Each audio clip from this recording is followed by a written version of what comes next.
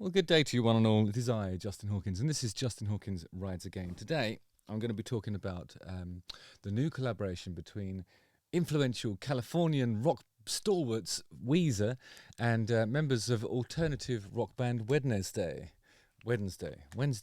known for their songs Elderberry Wine and Townies. Weezer released their new single We Might As Well Be Strangers from the forthcoming self-titled album, already known as the Gold Album. It is Weezer's 18th studio album, and it's due on August the 21st. So without any further ado, let me do the theme tune. I'll put these down, do the theme tune, and let us not remain strangers anymore.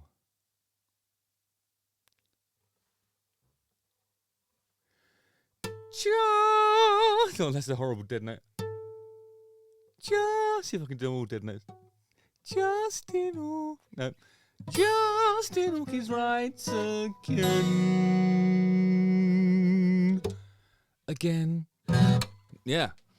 I tried to do that Mutt Langer thing where you just have a space and then I say a word and then the riff happens after. It didn't work. Again. But anyway, so in April, Weezer returned with the lead single from the new album, Shine Again, and it's their first release on their new label, Reprise Records, and the band's first song to feature another artist since 2014's Go Away, which had Bethany Constantino. We Might As Well Be Strangers is the second release from the band's new album and features Wednesday singer and guitarist Carly Hartzman and Zandy Kelmis on pedal steel. One of my favourite instruments, actually, the old pedal steel. I've never tried to play one, or I've never even held one. I'm not sure if I've been in the same room as one, but I love the way they sound. Wednesday's style has been described as a mixture of shoegaze, one of my favourites, noise rock, love that, and alternative country. They sound amazing. While the lyrical content has been praised for its storytelling about life in the American South. So I'm going to give it a listen, and then we'll talk about it. These are a bit confusing, aren't they? Is that right? No. A few moments later. Yeah. All right, here we go.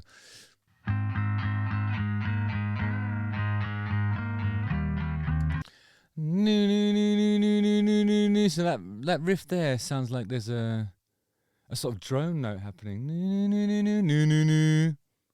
Okay, so I think the guitar is detuned. I'm just going to pause for a second if I can figure out how to do that. Detune my guitar, and then I can probably play this for you. So, if you're detuned a semitone on every string, then you're basically doing what Guns N' Roses have done since the beginning. A or a half step down, they call it. And makes life a little bit easier for singers, I suppose, in some ways. Depends where your range is. Depends on the singer. But also just makes the guitars sound a bit more powerful and meaty somehow, especially when you're playing first position open chords or whatever, or power chords. But here we go. This is not perfectly in tune, but I'm going to try and figure out that riff. So...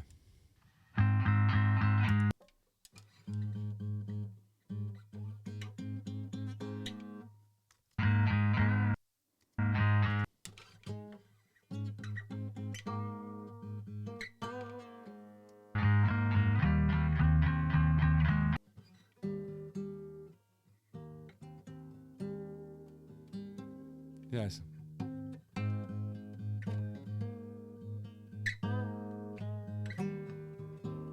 Something like that. You see what I mean, though? It's like it's there's one of the strings is open, and then the other one is sort of. You just move the other one around. Can you see my fingers? Good example of that is.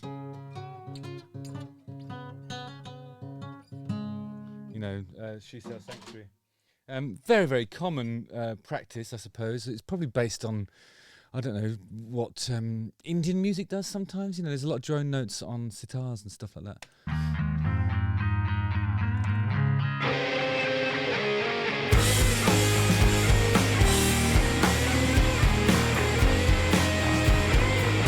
love that super saturated guitars, and then like a really kind of the drum sound doesn't sound like well, it doesn't sound like it's got loads and loads of EQ on it. It doesn't sound like it's in the Scorpions in the 80s or something. It's kind of quite raw.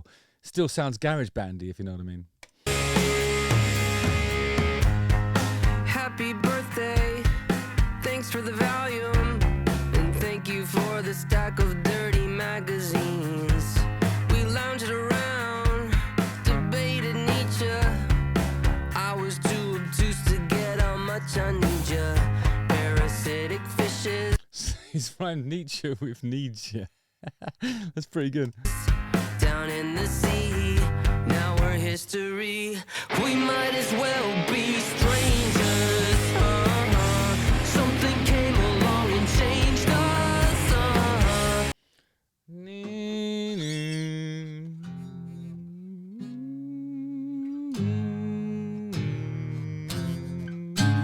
That's the chord sequence.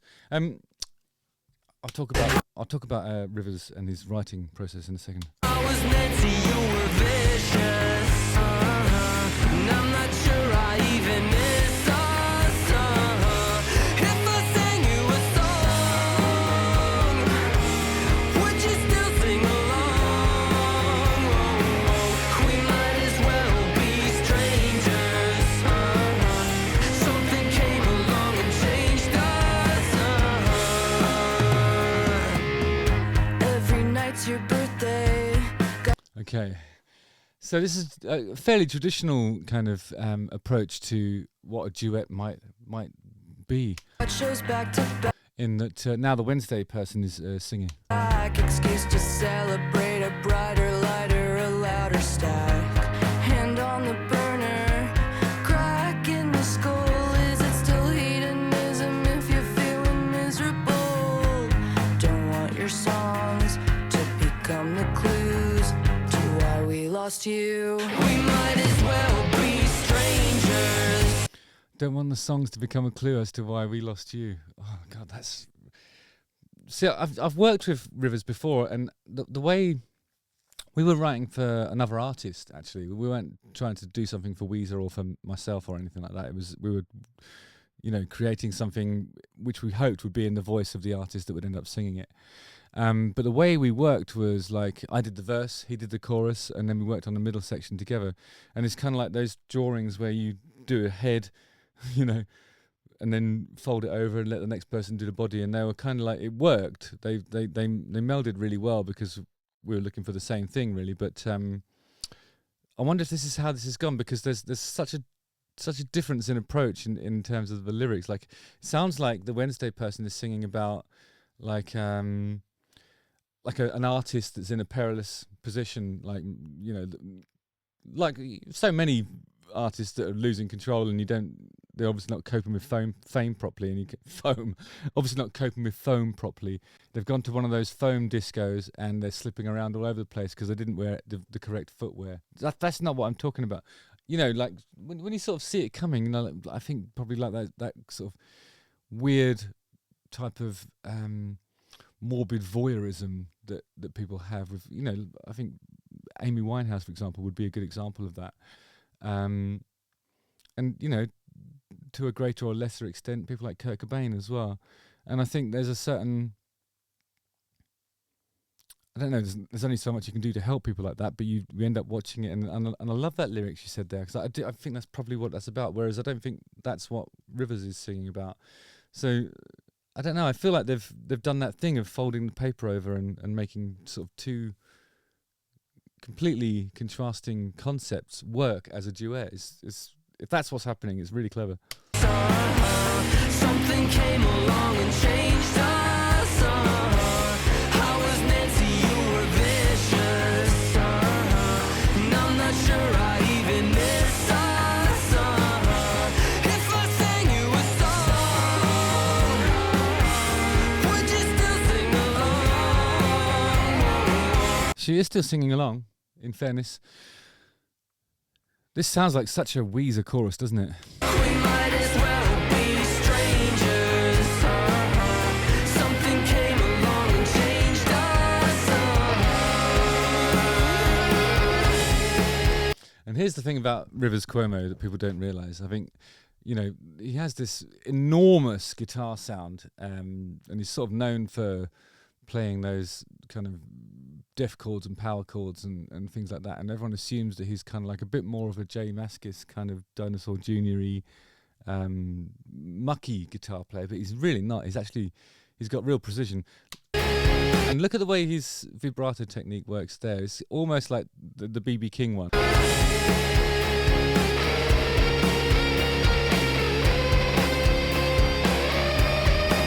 Okay, so he's doing that brilliant thing there. You can't do it on an acoustic very well.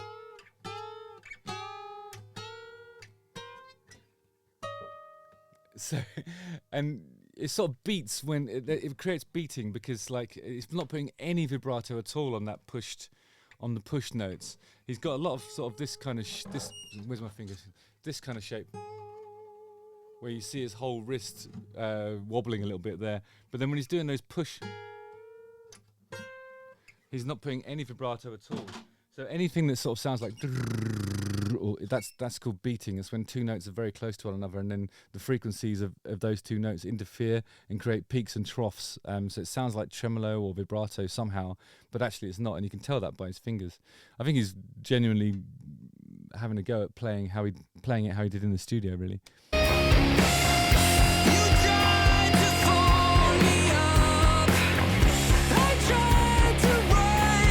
You seldom hear Rivers going into his head voice, and I like it when he does, because it has more desperation in it. And then there's the roar.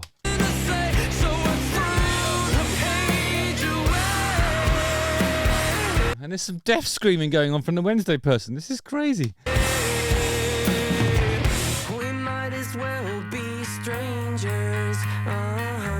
Something came along and changed us. I was Nancy, you were vicious. And I'm not sure I even missed a song. If I sang you a song. So kind of like from the Wednesday singer's perspective, I think it reminds me a little bit of well, the colour and the sort of thematic nature of it reminds me of Drunken Angel. You know, that's a song by Lucinda Williams, talking about an artiste that I think has shed their mortal coil because they got too into booze, I suppose. And then I think from Rivers' point of view, he's singing as the singer kind of thing. And I don't know what characters they're embodying, or if they're real life people, or who they've got in their brains, but I think they've sat down and said, these are the two characters, let's write from that perspective, and then go away, do your homework, come back, and then we'll make a song. I mean, I might be completely wrong. Who knows? Would you still sing along? Might as well be strangers. Something came along and changed us.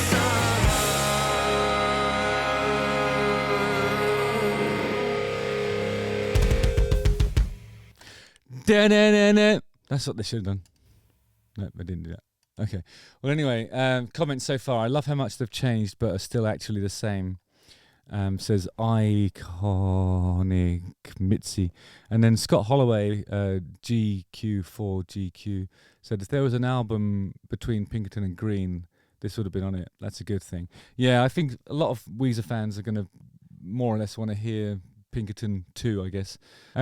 Guys, we got another good sounding song. Weezer is truly back. Or Weezer truly is back. And then Chris Calloway says, it's Weezer and it's Wednesday, one of the most serious songs. I love it. It's much better than Shine Again. Oh, okay, so in their view, they're in ascendance in terms of the choices they've made from that record. My Sports Show says it sounds like the 90s. It kind of does, actually. Less reverb on the snare than in the 90s, though. I think they still had those big room drums then, but not in that sort of, I don't know how to put this, like, apart from Aerosmith records, not in that sort of lower mid area, you know? So it doesn't sound like you're actually in the room with it. Those 90s ones, they're sort of pretty scooped, but the snares are always quite reverby, I found. Rivers is 56 and still manages to sound like a teenager. That's a really good point. His voice did sound super young on there. He rhymed Nietzsche with how much a need you? Yeah, I said that. Supervillain Jerry says, so nice of Wednesday to support small band like Weezer. Bloody cheek. This album is shaping up to the best production the band has had in years, says Slush.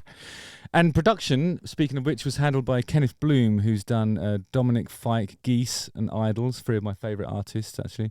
And Klaas Arland songwriting production credits include The Weeknd, Katy Perry and Kesha, but I think we'll forgive them for that.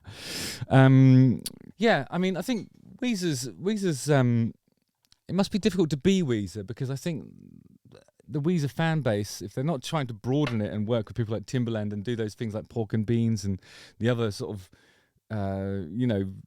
times when they've sort of tried to expand their remit and broaden their fan base, the true hardcore Weezer fans have gone like, hang on a minute, this doesn't sound like the Blue Album, or it doesn't sound like Pinkerton. What the fuck are you doing? Keep being Weezer. And then they're over the moon when they are being Weezer, but unfortunately being Weezer means that they're playing to their existing audience. And I think Rivers is actually a really quite an ambitious person, not in that ugly ambitious way, but I think he's like always trying to find an audience that's wider, I think, than what the traditional sort of hardcore Weezer fan base is. They've written some incredible songs over the years, and every time I hear the Sweater song, Buddy Holly, or I've Had It Up to Here, which is the one that I co-wrote. I just I'm always really Pork and Beans as well. I think that's a great song. They've got loads of songs through their oeuvre and catalogue that are worth repeat listens. And there's some great moments as they've developed and expanded. But it is nice to hear them getting back to doing like huge dynamic shifts, def chords, semi-detuned stuff, and hearing him use his head voice and his desperation and his roar.